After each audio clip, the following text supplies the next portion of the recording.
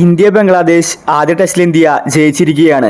കൂറ്റൻ റൺസിന്റെ വിജയമാണ് ഇന്ത്യ സ്വന്തമാക്കിയത്. 280 റൺസിനാണ് ഇന്ത്യ കളി ജയിച്ചിരിക്കുന്നത്.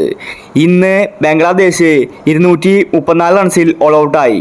അവരുടെ ടാർഗറ്റ് 515 റൺസായിരുന്നു. ഇന്ത്യയുടെ ബൗളിങ്ങിന് മുന്നിൽ പിടിച്ചു നിൽക്കാൻ അവർക്ക് സാധിച്ചില്ല. അശ്വിൻ ഇന്ന് 6 വിക്കറ്റാണ് നേടിയിട്ടുണ്ടായിരുന്നത്.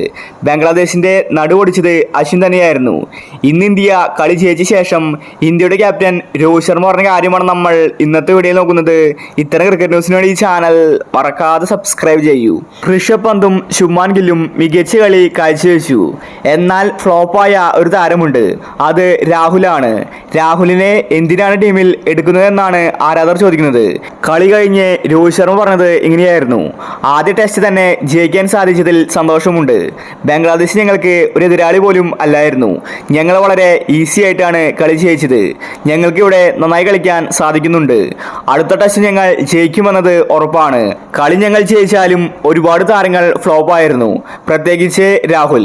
ഫ്ലോപ്പായ താരങ്ങൾ ഫോമിലേക്ക് തിരിച്ചെത്തിയില്ലെങ്കിൽ വരുന്ന സീരീസുകളിൽ പുതിയ താരങ്ങൾക്ക് അവസരങ്ങൾ കൊടുക്കും.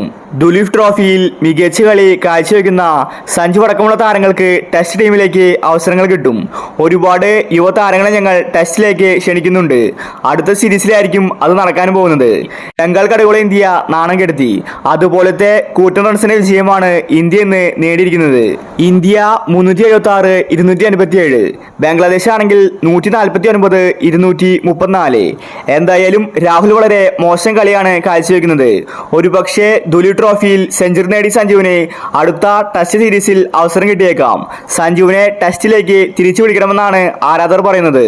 അപ്പോൾ നമുക്ക് അടുത്ത ടെസ്റ്റിന് വേണ്ടി കാത്തിരിക്കാം. ഇത്തരം ക്രിക്കറ്റ് ന്യൂസിന് വേണ്ടി ഈ ചാനൽ മറക്കാതെ സബ്സ്ക്രൈബ് ചെയ്യൂ.